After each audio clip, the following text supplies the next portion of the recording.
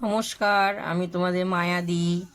তো দেখো, আমি খুব সুন্দর করে কচুর শাকটা কেটেছি, দেখতে পেয়েছো। আমি বটি নিয়ে বসছি, আর এইটুকুই আছে, কাটবো। কেটে পরিষ্কার করে ধুয়ে তোমাদেরকে আমি রান্নার রেসিপি কী দিয়ে করব আমি তোমাদেরকে দেখাবো, কেমন? দেখো, কচুর শাকগুলো খুব সুন্দর করে ধুলাম। ধুয়ে আমি এই যে কুকারে আছে, কুকারটা আমি একটা সিটি দেবো, এক করে আমি সব কুকারে ঢালবো, কেমন? সব ঢালবো। তো দেখো, আমি 1 মগ জল ঢেলে দেওয়া হলো। তো দেখো, গ্যাসটা জ্বালিয়েছি, একটা সিটি দেবো, কেমন? তো দেখো, এরপর তোমাদেরকে বলছি ইলিশ মাছের মাথা। ইলিশ মাছের মাথা আমি ছোটো ছোটো করে কেটে রেখে দিয়েছি। তো কচুর শাক দিয়ে ইলিশ মাছের মাথা খুব সুন্দর লাগে, যারা যারা জানে তাদেরকে বলতেই হবে না। তো আমি সিদ্ধ হোক,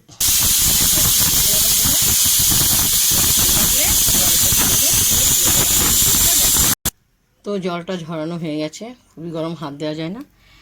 মাছের মাথা, ইলিশ মাছের মাথা দেখতে পাচ্ছ। তো আমার তেলটা গরম হয়ে গেছে। জিরে, শুকনো লঙ্কা, ফোড়নটা তোমাদের পছন্দের মতন তোমরা দিও, যে যেরকম খাও। তো আমরা এটাই দেওয়া হয়। তেজপাতা দেওয়া হলো, কেমন? তেলটা হয়ে গেছে, আমি ইলিশ মাছের মাথাগুলো ঢেলে দেওয়া হলো, নেড়ে করে ভালো করে ভাজবো।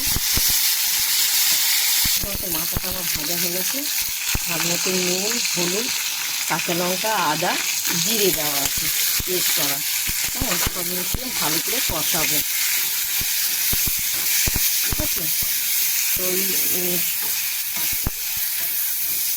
ইলিশ মাছের মাথা দিয়ে কচুর শাক কারা কারা ভালোবাসো তারা লোকে পাঠাবেন, বুঝতে পেরেছেন তো? তো আমি কচু শাকগুলো দিয়ে দেওয়া হলো,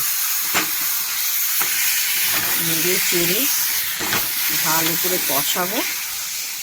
খুব সুন্দর গন্ধ বেরিয়েছে। তো স্বাদ মতন চিনি দেওয়া হলো কচুর শাকটায়। আমরা বাঙাল না, কচু জিনিসটা হলে আমাদের খুব এক থালা ভাত খেয়ে নিই আমরা।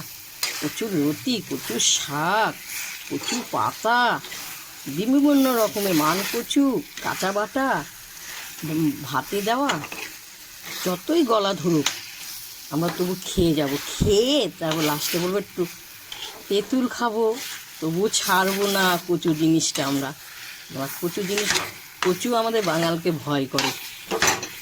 তুই নড়ে যাচ্ছে, কেমন? এরপর আমি নামিয়ে ফেলবো, শুকনো শুকনো হয়ে গেছে, কেমন? প্রথম থেকে লাস্ট তোমাদের কচুর শাক ইলিশ মাছের মাথা দিয়ে তোমাদের রান্নাটা দেখালাম, রেসিপিটা দেখো, খুব সুন্দর হয়েছে, গন্ধটাও খুব সুন্দর লাগছে।